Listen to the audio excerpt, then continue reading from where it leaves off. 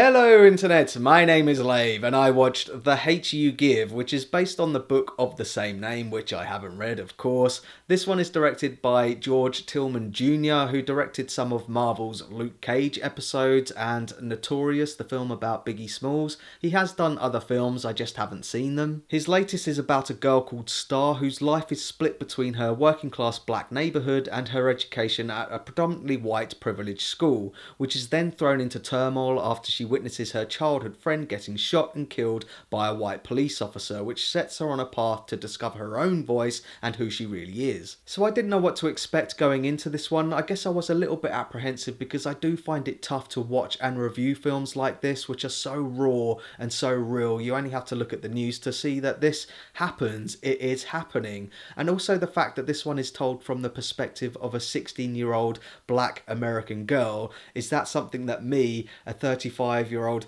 white English man, is going to engage with? And I absolutely did. I was 100% invested in its story, in its characters, and its message, which is encouraging healthy conversation about this stuff, and I really admire it for that. I think this film is going to be a strong contender for Best Adapted Screenplay and multiple Best Actor nominations come award season, none more deserving than Amandla Stenberg's performance as Star, this girl caught between two worlds dealing with the trauma of losing her friend and coping with the pressure put on her from both sides of the community. It's such an accomplished and mature performance. I genuinely think she, at the very least, should be nominated for Best Actress.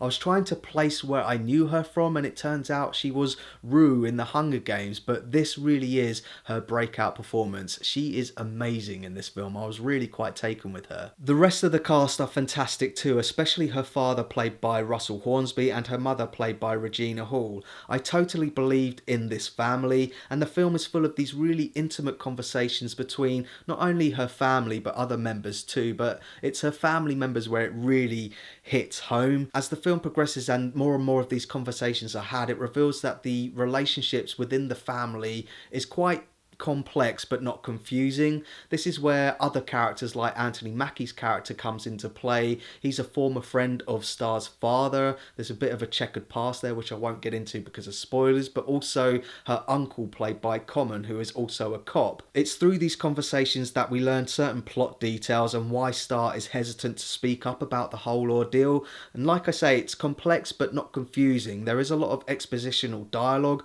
but it's delivered in a really natural and organic way, which manages to show things from different perspectives, but it also shows Star formulating her own opinions and how to move forward. I think it's really fantastic in that sense. I also really like the fact that a lot of the characters in this are not so clear cut that we tend to see in these types of movies. For example, the cop who actually shoots the kid isn't portrayed as this white racist. He makes a mistake, and I'm not condoning what he does, but he's not this typical white racist. Likewise, the kid Khalil, the kid who gets shot, is this really likable character, but it is revealed that he is also a drug dealer, and I think this is playing into the film's overall message and its deconstruction of Tupac's acronym, Thug Life. And I think what the film is saying is that this cycle of hate, these people involved in it, are a product of a certain way of thinking, and we've got to break that cycle, and it doesn't necessarily give you an answer to that, which I also admire it for. Now, for all the praise that I'm heaping on this film, I do have a couple of minor gripes, and they are only minor. I think at times the film is trying a bit too hard to pull at those emotional heartstrings. For example, there's a couple of flashback sequences which show you scenes that have already happened, and there's also a scene later on in the film when something starts going down and Star doesn't really know what is happening, but then you see her figuring it out. And I think the film lets itself down by the very next scene. It has someone explaining to Star what is happening, when I think the audience would have got there eventually. And I also think that the film does tie up everything kind of quite neatly towards the end, but as I say, these are very minor gripes, because overall I think this film is very powerful, it's very intelligent and extremely insightful and relevant for today. So that's my thoughts on The Hate You Give, and pause the video if you want to take a closer look at my enjoyment tracker now. I think the biggest compliment I can give this film is before it started there were a couple of loud teenagers in my screening at the back of the cinema who were shouting as the film was starting, but once it did, I didn't hear a peep from them for the rest of the entire film. And I think that is a testament just to how engaging and how in tune with the target audience this film is. And I also was thoroughly enthralled and engaged by it. I thought it was great. So thanks very much for watching this review. I really do appreciate it. If you've seen it, let me know what you thought down in the comments. As always, thanks very much for watching this video. I really do appreciate it. If you can, give this video a like and don't forget to share the lave and spread the love.